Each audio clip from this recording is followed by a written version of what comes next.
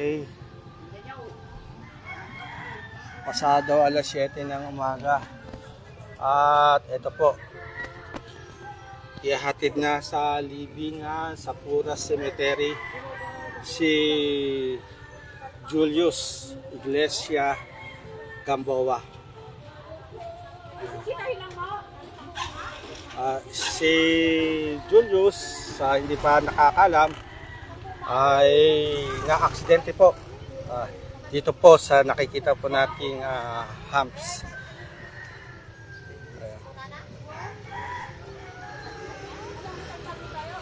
Okay, at meron po tayong makakapanayam. Pakihawak nga po. Kuya, ano po pangalan nyo, kuya? Robert Samoy po. Ano nyo po yung namatay? Pamangkin po. Pamangkin. So, ilan po ba anak ni Julius? 3 po. Ito, ano masasabi mo doon sa kay Julius? Talagang napakasakit para sa amin yung pamangkin ko maaga pong kinuha ng Diyos. Talagang yung batang po yan, masipag talaga. So, mula rito hanggang sa Puras Cemetery, mga gaano kalayo? Mga 9 kilometers po. 9 kilometers.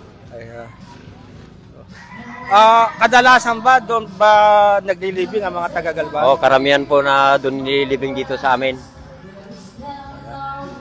Sige po, at condolence po. Salamat po, kuya. Salamat po, Kuya Digo.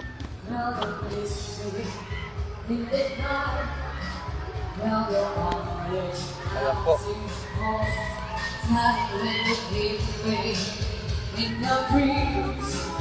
In your heart, in your life. Sometimes I wanna run to you and wanna steal, but love is deep. Just for a moment, but love's to you.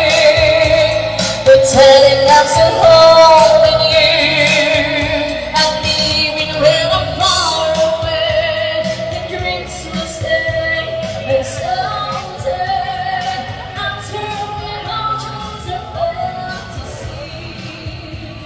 Love will bring you back to me.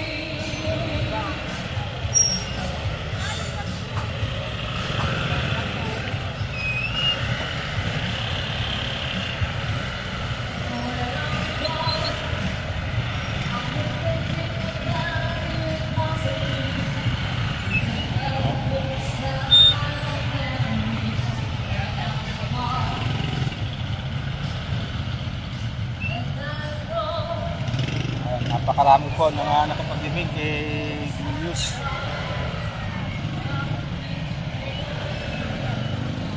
Ayan.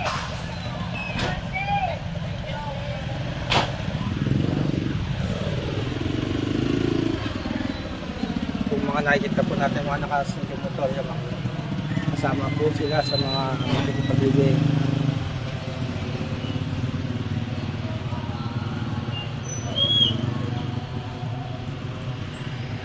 Makikipaglibing din po kayo?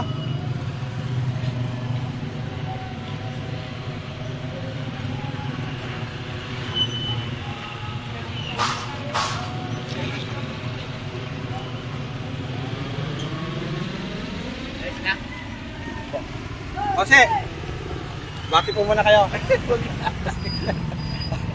Sige po.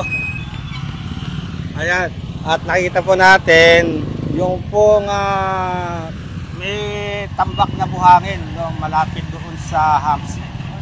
Tila palalaparin na ata itong humps. Ayan.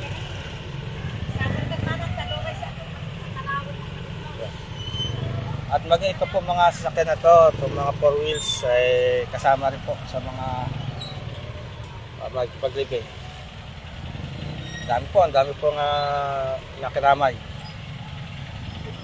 Si Julius Iglesia Gamboa sa aming tala ay pangatlo na sa na-aksidente dito po sa humps. At siya pa lang naman ang nasawi. Yung iba ay sugatan lamang. At sana nga ay wala nang mangyari aksidente.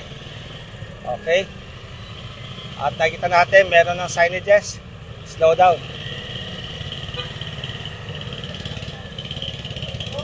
Ayun.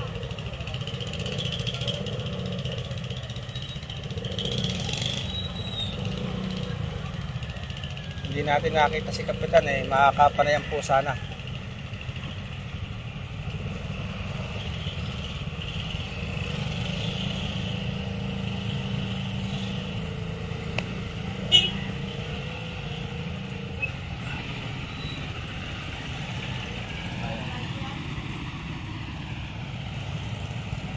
Mga magdipaglibing pa rin po sila.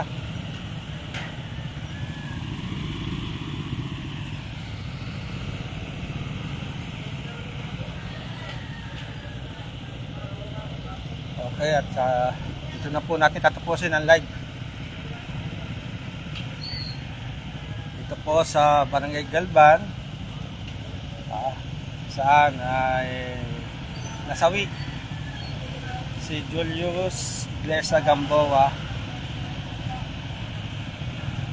nang tupoy tumilapon sa pagdaan dito po sa nakita nating humps.